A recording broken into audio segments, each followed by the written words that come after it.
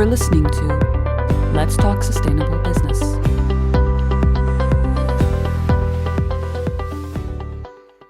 Hello, my name is Uwe Schulte, and it's a pleasure to welcome you to this podcast in our series Let's Talk Sustainable Business, brought to you by the Conference Board Global Sustainability Center.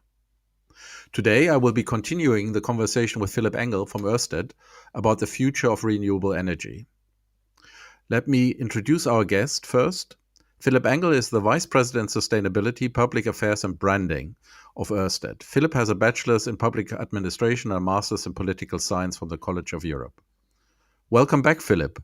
I really enjoyed learning from your business transformation at Oersted, and it became a marvelous example of learning how a transition has to start with a clear vision about what's in the future and a relationship to sustainability, and in your case, of course, the carbon footprint of your company and climate change. That was very, very encouraging. And listeners who are interested in this subject can find the recording in our podcast series. And as your company is now moving in very big steps towards all renewable energy, it is for us, I think, also very interesting to understand a little bit how that transition in terms of your energy sources has actually worked. Thank you for having me back, Uwe.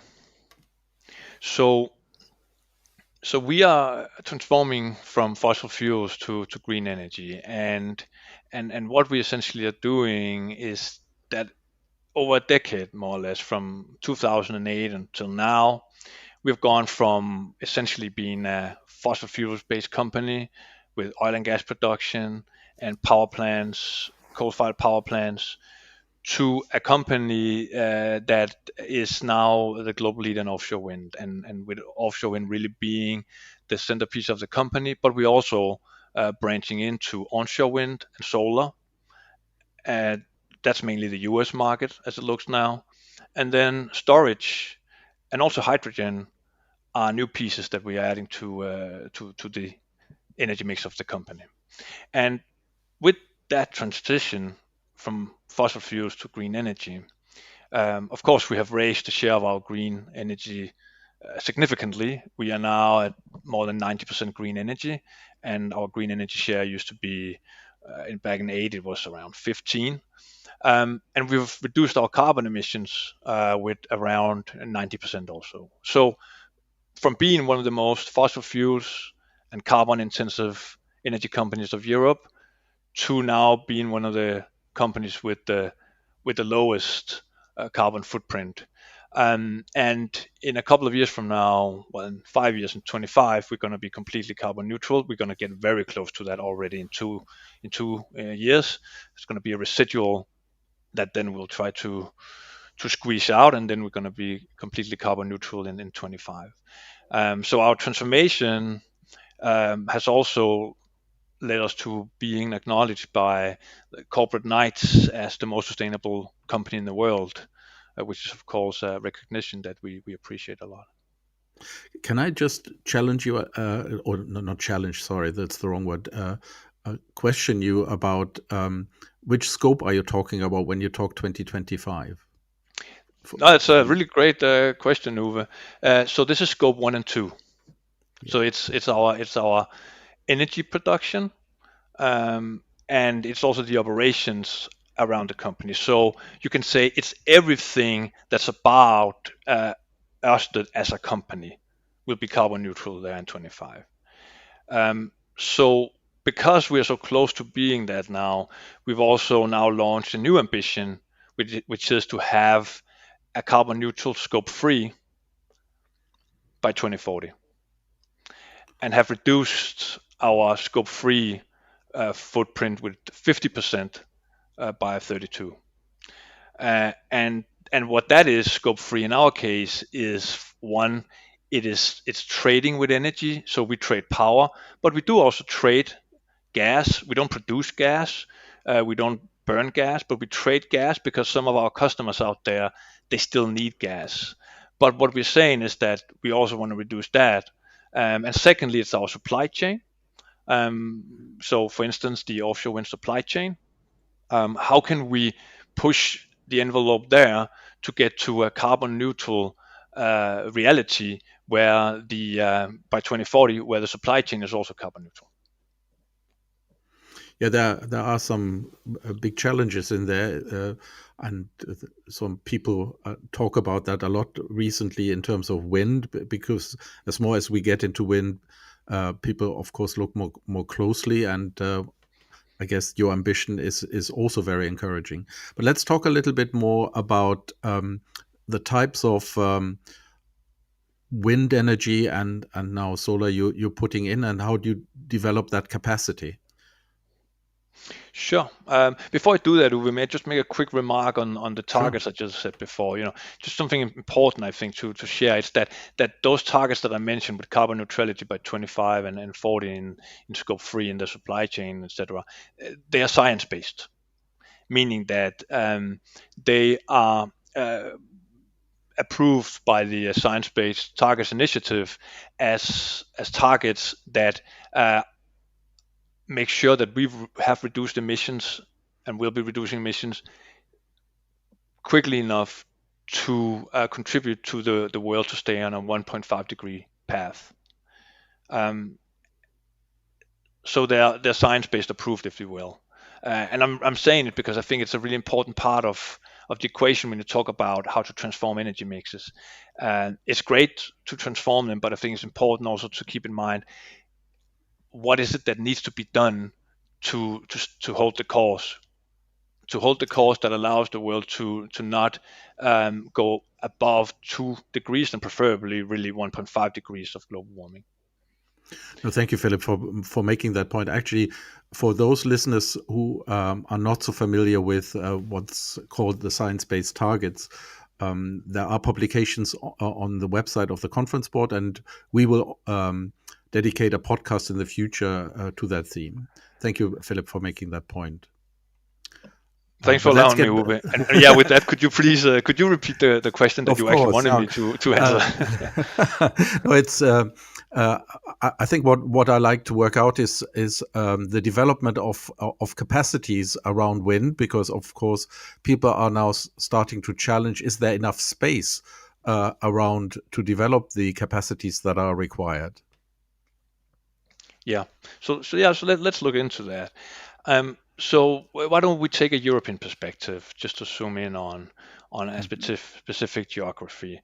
The European offshore wind capacity in 2018, it was 18 gigawatts. So 18 gigawatts of offshore wind had been built out.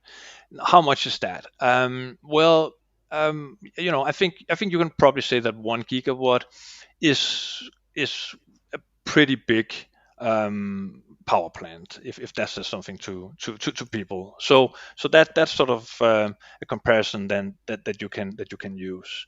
And so we had 18 gigawatt, but of course with much more planned to being developed. Now the European Commission came out with an analysis that said that Europe could actually reach 450 gigawatt of offshore wind by 2050 in the northern seas of Europe. So that's of course a huge increase, and that is a part of how the European Union sees that the continent can become carbon neutral. So it will require 5 to 8 times more solar, 3.5 times more onshore wind, and 20 times more offshore wind to deliver on that ambition. So that says something about the capacity build out that will need to take place in just a European context to reach carbon neutral Europe. So that will allow us to have greenhouse gas emissions by 2030 and then to reach net zero by 2050 in the European Union.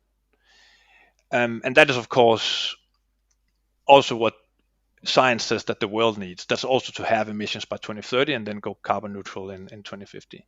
So that's, of course, very ambitious, and it is also quite front-loaded, meaning that a lot will have to take place throughout the 20s to get there. Now, you can't just say, okay, so we need to build out with green energy. Why don't we just do that when we get to 2040? You can't do that, because it's not possible to ramp up an industry as quickly. You can't go from the level we are at today to a much higher level just within a couple of years. You need to do that ramp up gradually over the years. And secondly, we need to act now, because we can't wait with reducing emissions. Okay, so emissions need to come down already now, next year again, if we need to have any chance to keeping temperatures to 2 degrees, let alone 1.5 degrees. So that's the situation of the build out. And you asked a very good question. How does that impact on space requirements? And that is a very new discussion that we are starting to have as a European industry, and also having with stakeholders across the board. Because of course, if you want to build more, um, you need to take into consideration how it can coexist with other industries that are out there, for one. So, for instance, transportation. If you take something such as defense, they also have access and use up a lot of areas at sea. You also have fishing industry, and then secondly, we need to make sure that build out continues to contributing to biodiversity and to protecting the environment. That is of course a very important question, and people have raised that around offshore. But I understand that new technologies come along that help you achieving these targets. Yes, certainly. Well, if you look at offshore wind, it's more an evolution of the technology of offshore wind. So if you're thinking about how to build up offshore wind, how to build out offshore wind, what we're seeing is that turbines are becoming bigger and more powerful. So essentially, we are still using the same technology, but we're evolving it to become more powerful and to be able to produce more. Um, that is how it's been for the last decade, and what we see is that it will continue to evolve. So it's not just such new technology, but it's about refining and continuously proving that technology. Then of course there is an important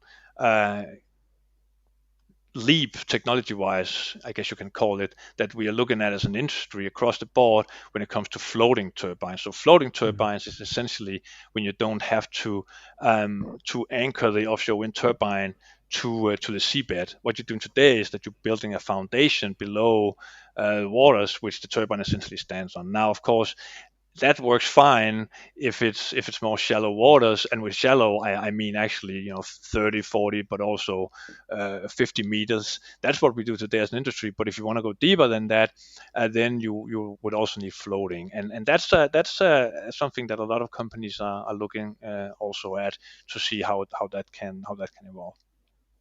I understand there are already 5 floating ones in Scotland, or off the shore of Scotland. Yes, that's one of the demonstration projects that's out there, with the ambition of seeing that part of the industry taking off. But we're getting too much into technology now, so let's get back to. I remember that in the last podcast you were talking about a colleague who, on a napkin that fascinated me, told you that what you have achieved now isn't possible. So let's talk about that. The cost of renewables in comparison to other sources of energy today. Can you say something about that from your perspective? Yes, I certainly can. So solar energy, onshore energy, and offshore wind energy, in most of the world today, it's cheaper to build wind and solar energy than to build fossil fuels. So if you want to build offshore wind, onshore wind, solar wind, it's cheaper to build that than to build a coal-fired or gas-fired power plant. And it is predominantly coal and gas you use for power production. oil is used elsewhere. So let's just leave that aside and then focus on power production. And that's a remarkable change that we've seen over the last 7-8 years. Um, so if you look at offshore wind, to zoom in on offshore wind, what we're seeing is that costs have fallen around 2/3 between 12 and 19. So we reduced cost with 66% between 12 and 19. And solar and onshore, they've taken similar paths. Where they've also reduced cost significantly. I think solar is probably the technology that has reduced cost the most. And that's, of course, a major game changer. And as I said, it's in most parts of the world, meaning that there are some places yet where it's not the case. And there may be different reasons for that, but it owes also very much to simply that for instance, in the case of offshore wind, in some places, you need to build up an industry to push down the price, and that industry perhaps isn't there yet. Solar, there are of course also limits to in some places of the world, and to how much really sun there is. But essentially, solar is also working in even a country as Denmark, which is in the summer. Sun is shining. I'm looking out the window now. I'm here in Copenhagen, Denmark, and the sun is shining. But it's fair to say that we're not the most sunny country in the world. But still, here it's cheaper to build solar than to solar cells, that is, than to build, if you wanted to do that, a coal-fired power plant. That's a remarkable change, and that was a major game changer that really kicked in around 17. Notably for offshore wind, which of course has done a lot to spur investments and in general just faith in the green transformation, and also in the future profitability of these technologies. Yeah, I understand that in some cases, under certain circumstances, the full loaded cost of a wind farm can compete with the incremental cost of a written off coal-fired coal plant. Is that That's correct? right. Or No, that's is right. that That's true? right. So that is what we are starting to see now. That even if you're talking about new build, it can actually compete with already existing power plants, coal, for instance, that's written off. And what we are expecting is still to see cost reductions within wind and also solar energy. So needless to say, that is really changing the game a lot. So do you think that when we look at places like India, where they still have quite significant plans to build coal-fired plants, that these economics might change their perspective? I think they are changing the perspective, but I also think that in a lot of countries, there is let's call it a path dependency. There's a lock-in, technology lock-in, that is really hard to break out from. Now, so I'm not an expert on India, so allow me to talk about this in more general terms. What we can see is that if you have already an industry, and that industry is strong, of course there's jobs in that, and so it becomes attractive to continue to invest in that industry, despite the fact that you have other alternatives, greener alternatives that are cheaper. So I think that's one reason why you don't see an automatic translation of the fact that green energy is now cheaper than fossil fuels into that then no fossil fuels are being built. No fossil fuel power plants, for instance, are being built. That is not yet what we are seeing. I think we're seeing it to a large extent in Europe. We are seeing that, and in the US also it's happening. In Asia, not quite there yet. And as I said, there are different reasons for that. But I think it's important and you're asking a very timely and relevant question, right? Because you may be excused to think that so if it's cheaper, then what's the problem? There's no problem anymore, right? Because economic actors, rational economic actors, governments, they will of course choose the most the cheapest alternative, right? But it's not what's happening always, unfortunately. And again, as I said, I think there's a lot of login, path dependency, and one thing is, can if you have a lot of jobs in specific industries, a second option is that you may need to develop different policy regimes to actually also build out the green energy, because Yeah. it's different, of course. If you want to build offshore wind, then you need to look at your seabeds and how to create lease areas that companies can companies can build offshore wind, right? Just to take one example, and that's different. And maybe there isn't even a unit within that particular country's administration that knows anything about doing that. So there's a lot of questions of also the institutional capacity to actually do the transformation, that we see as being more and more important than just looking at the price. Yeah, no, that is clear, and it's encouraging what you just said, because that offers business opportunities to actually make these points, engage in them, and drive the pathway for such investments. So that is encouraging. I would like to cover one more aspect, which is, of course, wind and solar have this issue around storage capacity and reliability of supply. And I understand you've just announced a joint hydrogen project. Is that part of the solution? We very much think so, and others think the same. We can tell.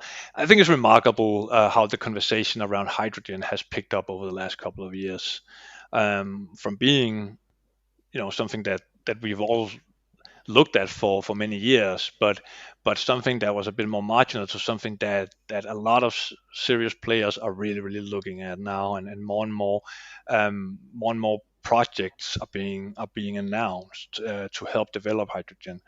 And hydrogen, very much is, what we're talking about here is a very much known technology to a large extent. You're already using hydrogen in a lot of industries. For instance, in the chemicals industry, you're already using that. What we're talking about is to produce hydrogen that's based on renewable energy, instead of hydrogen as of today based on fossil fuels, notably natural gas. And that will, of course, contribute to reducing global carbon emissions. And so what we are looking at is hydrogen. How can we take that and help to develop it? It is really about also creating a cost out journey for hydrogen, hopefully very much similar to what I just talked about has happened in wind and solar energy. And if you just allow me to go back and give a couple of words as to why did that happen. It was very much a question of giving scale, providing scales to those industries. I said before that offshore wind, if you take that as an example, cost fell with 2/3 between 12 and 19. Well, this is also the time where capacity increased by 6 times during that time period. So each time the capacity was doubled, the cost came down with a bit more than 10%. And the same happened for onshore and solar. So onshore wind and solar. So that's important to keep in mind if you want to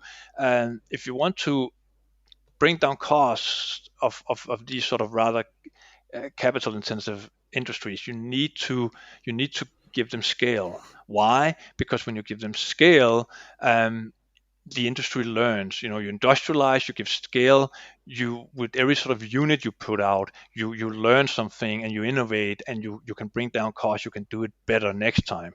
That's essentially the logic, the mechanism here at stake. I don't think it's particularly exclusive to the energy industry, but it's just really important to keep in mind. And hydrogen today is looking at somewhat of the same situation. It is not today cost competitive, renewable hydrogen, green hydrogen, but we wanted to go there, and it can become so. So what we're looking at is sort of the chicken and egg situation. How can you take hydrogen and produce more of it. Well, you can do that, of course, by providing scale, but to do that, you need a demand. At the same time, on the demand side, you have big companies who want to go in the green directions and say, hey, but there's not really that much green hydrogen offered right now, and certainly, it could also be more cost competitive. So we have a bit that chicken and egg situation. Where do you start? And so what we've done is to team up with a lot of companies from the demand side to try to develop a flagship project that's going to be in Denmark to scale up hydrogen. So we have offshore wind, of course, as one of our flagship energy technologies. And what we see is that offshore wind being this technology with a lot of potential, and also being very quite stable in its production, because it at seas, there is wind, and there's quite often wind. Actually, it's very, very rare that you don't really find any wind out there. So we have a quite stable technology, and we want to take that energy and use it to create a hydrogen that can then be used by, for instance, big transport companies, or such as Maersk, who was one of the companies that's a part of the initiative that we announced, or Scandinavian Airlines, which is another company, which is the Scandinavian airline carrier.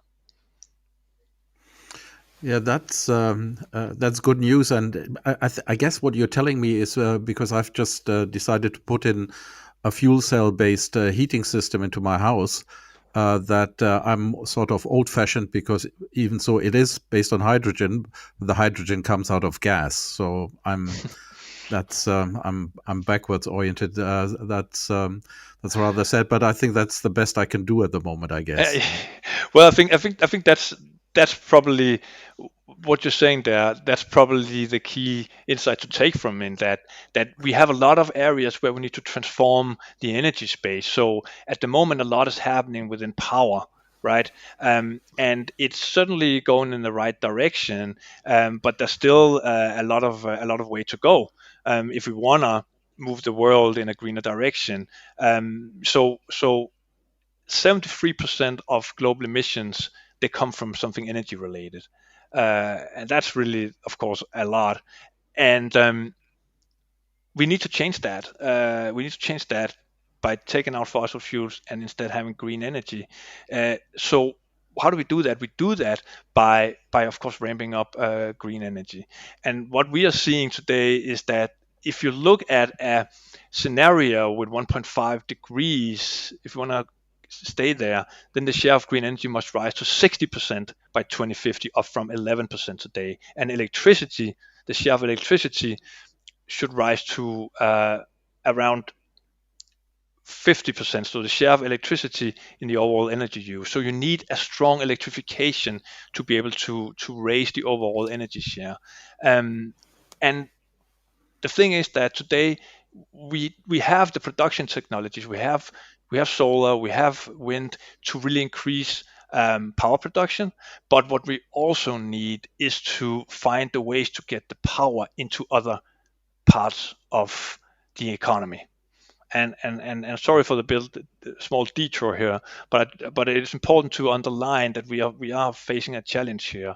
So we are in a situation where green power is cheaper than power from fossil fuels, but we also need to take that power and get into the other parts of the economy, and that is where hydrogen can be one lever that can help do that. That can help us build green hydrogen that can decarbonize some of the carbon intensive industries, such as chemistry, where there really are no other options today, right? And that's also what you were saying with your example. Although from your home, it's still relevant.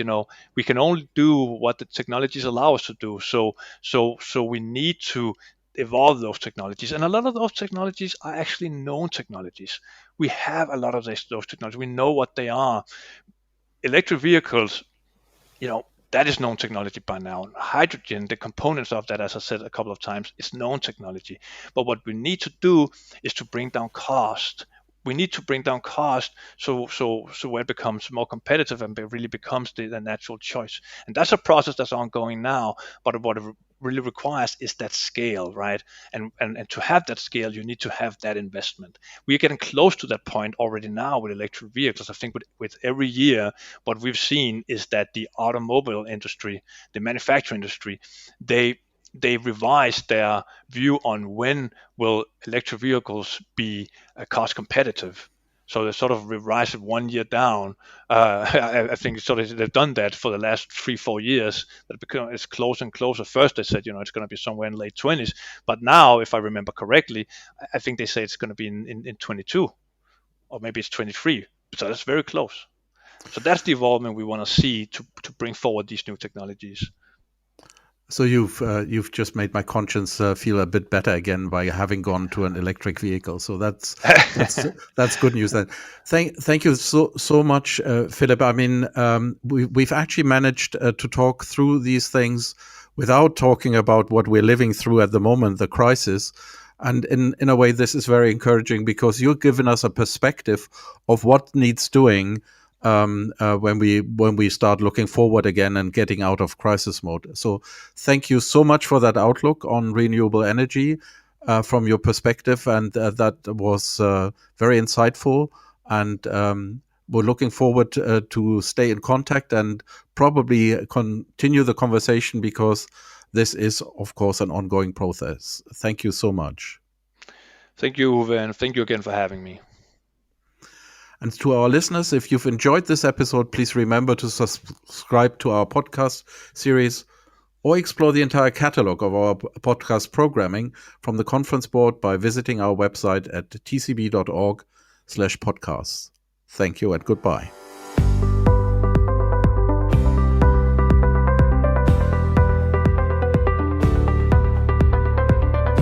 That was Let's Talk Sustainable Business.